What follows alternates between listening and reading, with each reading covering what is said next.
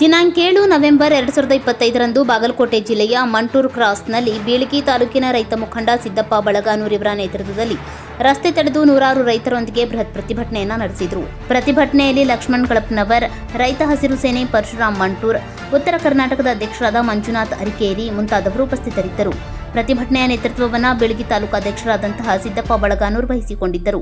ಈ ಹೋರಾಟಕ್ಕೆ ಶಕ್ತಿ ತುಂಬಲು ಅಮಲಜೇರಿ, ಅಂಬಲಜೇರಿ ಹಾಗೂ ಮಂಟೂರ್ ಗ್ರಾಮದ ಮುಖಂಡರು ಊಟದ ವ್ಯವಸ್ಥೆಯನ್ನ ಮಾಡಿಸಿದ್ದರು. ಈ ಸಂದರ್ಭದಲ್ಲಿ ನಮ್ಮ ಕರಾಳ ಸತ್ಯ ನ್ಯೂಸ್ ವರದಿಗಾರ ಬಸವರಾಜ್ ಅವರ ಜೊತೆ ರೈತ ಮುಖಂಡ ಸಿದ್ದಪ್ಪ ಬಳಗಾನೂರ್ ಮಾತನಾಡಿ ಸರ್ಕಾರದ ವಿರುದ್ಧ ತಮ್ಮ ಆಕ್ರೋಶವನ್ನ ಹೊರಹಾಕಿದ್ರು. ಬಸವರಾಜ್ ತೋಟಗೇರ್, ಕರಾಳ ಸತ್ಯ ನ್ಯೂಸ್, ಬಾಗಲಕೋಟೆ. ನಮಸ್ಕಾರ, ನಾನು ಬಸವರಾಜ್ ತೋಟಗೇರ್, ಕರಾಳ ಸತ್ಯ ನ್ಯೂಸ್. ನಾವಿಲ್ಲಿ ನೋಡ್ತಾ ಇರ್ಬೋದು, ರೈತರು ಏನಿದಾರಲ್ಲ, ಈ ಒಂದು ಫ್ಯಾಕ್ಟರಿ ಮಾಲೀಕರ ವಿರುದ್ಧವಾಗಿ ತಮಗೆ ನೀಡುವಂತ ಕಬ್ಬಿನ ಬೆಂಬಲ ಬೆಲೆ ಸಾಕಾಗತ್ತಿಲ್ಲ, ಇದನ್ನು ಹೆಚ್ಚಿಗೆ ಮಾಡಬೇಕಂತ ಬಿಟ್ಟು ಸರ್ಕಾರ ವಿರುದ್ಧವಾಗಲಿ ಹಾಗೂ ಫ್ಯಾಕ್ಟರಿ ಮಾಲೀಕರ ವಿರುದ್ಧವಾಗಿ ಒಂದು ಧರಣಿ ಹೋರಾಟವನ್ನು ನಡೆಸ್ತಾ ಇದ್ದಾರೆ. ಈ ಧರಣಿ ರೈತರ ಹೋರಾಟ ಎಲ್ಲಿವರೆಗಪ್ಪ ಅಂತಂದ್ರೆ ಉತ್ತರ ಕರ್ನಾಟಕದಿಂದ ನಡೀತಾ ಇದೆ.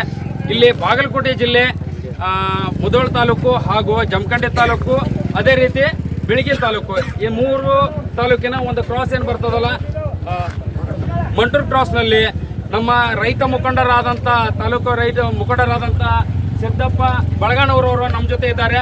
ದಯವಿಟ್ಟು ಈ ಹೋರಾಟ ಏತಕ್ಕೋಸ್ಕರ, ಏನು ತಮ್ಮ ಬೇಡಿಕೆ ಅನ್ನೋದನ್ನ ದಯವಿಟ್ಟು ತಿಳಿಸ್ಕೊಡ್ತಾರೆ. ನಮಸ್ಕಾರ ಸರ್. ನಮಸ್ಕಾರ. ಈಗ ಬಾಗಲಕೋಟೆ ಜಿಲ್ಲಾ, ಬೀಳಗಿ ತಾಲೂಕ ಹಾಗೂ ಮುಧೋಳ ತಾಲೂಕ, ಜಮಖಂಡಿ ತಾಲೂಕ, ಇಡೀ ಬಾಗಲಕೋಟೆ ಜಿಲ್ಲೆಯಾದ್ಯಂತ, ಬೆಳಗಾವಿ ಜಿಲ್ಲಾ, ಬಿಜಾಪುರ ಜಿಲ್ಲಾ, ಉತ್ತರ ಕರ್ನಾಟಕ ಭಾಗದಲ್ಲಿ ಸತತವಾಗಿ 7 ವರ್ಷದಿಂದ ಕಾರ್ಖಾನೆ ಮಾಲೀಕರು ಒಂದೇ ರೇಟನ್ನು ನೀಡ್ತಾ ಬಂದಿರತಕ್ಕಂಥದ್ದು. ನಮಗೆ ಪೆಟ್ರೋಲ್, ಡೀಸೆಲ್ ಮತ್ತು ಗೊಬ್ಬರ ರೇಟ, ಇನ್ನಿತರ ನಮ್ಮ ರೈತರ ಪರಿಕರಣಗಳಾಗಿರ್ತಕ್ಕಂಥ ಎಲ್ಲದರ ರೇಟ ಡಬಲ್ ಆಗ್ಯಾವ. ಆದರೆ ನಮ್ಮ ಕಬ್ಬಿಗೆ ಮಾತ್ರ 7 ವರ್ಷದಿಂದ ಒಂದೇ ರೇಟ್ ಕೊಡ್ತಾ ಬಂದಿರತಕ್ಕಂಥ ಕಾರ್ಖಾನೆ ಮಾಲೀಕರಿಗೆ ನಾವು ಈ ಸಲ 3,500 ರೂಪಾಯಿ ಒಂದೇ ಮೇಲೆ ಕೊಡಬೇಕು, ಹೋದ ವರ್ಷದಿಂದ 500 ರೂಪಾಯಿ ಕೊಡಬೇಕಂತೇಳಿ ನಮ್ಮ ಬೇಡಿಕೆ ಇಟ್ಕೊಂಡು ಹೋರಾಟ ಮಾಡ್ತಾ ಇದ್ದೀವಿ. ಆದರೆ 8 ದಿನಗಳ ಕಾಲ ಸರ್ಕಾರ ಕಣ್ಣು ತೆಗೆದು ನೋಡಲಿಲ್ಲ. ಅದಕ್ಕೆ ನಿನ್ನಿನ ದಿವಸ ಏನೋ ಸರ್ಕಾರ ರಾಜ್ಯ ಹೆದ್ದಾರಿಯನ್ನು, ಎಲ್ಲ ರಾಷ್ಟ್ರೀಯ ಹೆದ್ದಾರಿಯನ್ನು ಬಂದ್ ಮಾಡ್ತೀವಿ ಅಂತೇಳಿ ಕರೆಯನ್ನು ಕೊಟ್ಟಾಗ, ಆ ಕರೆಗೆ ಏನೋ ಬೆದರಿದಂತ ಸರ್ಕಾರ, ಶಿವಾನಂದ ಪಾಟೀಲ್ ಸಕ್ಕರೆ ಮಂತ್ರಿ ಅವರು ಬಂದು, ಇಲ್ಲ ನಾವು ನಾಳಿನ ದಿನ ಕಾರ್ಖಾನೆ ಮಾಲೀಕರನ್ನು ಮೀಟಿಂಗ್ ತಗೊಂಡು ನಿಮ್ಗೆ ನಾಳೆ ನಾವು ಏನಾದರೂ ಒಂದು ಇತ್ಯರ್ಥ ಮಾಡ್ತೀವಿ, ಅಲ್ಲಿ ತನಕ ನೀವು ರಾಜ್ಯ ಹೆದ್ದಾರಿಯನ್ನ, ರಾಷ್ಟ್ರೀಯ ಹೆದ್ದಾರಿಯನ್ನ ಬಂದ್ ಮಾಡಬೇಡ್ರಿ ಅಂತೇಳಿ ರಿಕ್ವೆಸ್ಟ್ ಮಾಡ್ಕೊಂಡ್ರು. ಆದ್ರೂ ನಾವು ರೈತರು ಅದಕ್ಕೆ ಒಪ್ಪಲೇ ಇಲ್ಲ. ಇಲ್ಲ, ನೀವು ಏನ್ ಮಾಡ್ತೀರೋ ಮಾಡ್ರಿ, ನಾವು ಮಾತ್ರ ಬಂದ್ ಚಳವಳಿಯನ್ನ ಹಿಂತೆಗೆದಿಲ್ಲ, ನಿರಂತರವಾಗಿ ನಮ್ಮ ಹೋರಾಟ ಜೀವಂತ ಇರ್ತೈತಿ. ನೀವು ನಮಗೆ 3,500 ರೂಪಾಯಿ ಒಂದೇ ಮೇಲೆ ಘೋಷಣೆ ಆಗಬೇಕು, ಹೋದ ವರ್ಷದಿಂದ 500 ರೂಪಾಯಿ ಕೊಡಬೇಕು. ನಾವು ಅದ್ರ ಹಿಂದಿಂದು 200-300 ರೂಪಾಯಿ ಬಿಲ್ ಕೊಡ್ಬೇಕು. ನಮಗೆ 18-19 175 ಕೊಡಬೇಕು. ಅದಕ್ಕಿಂತ 20-22ನೇ ಸಾಲಿನಾಗಿಂದ ಅದ್ರೊಳಗಿಂದ 62 ರೂಪಾಯಿ ಕೊಡಬೇಕಾಗಿತ್ತು.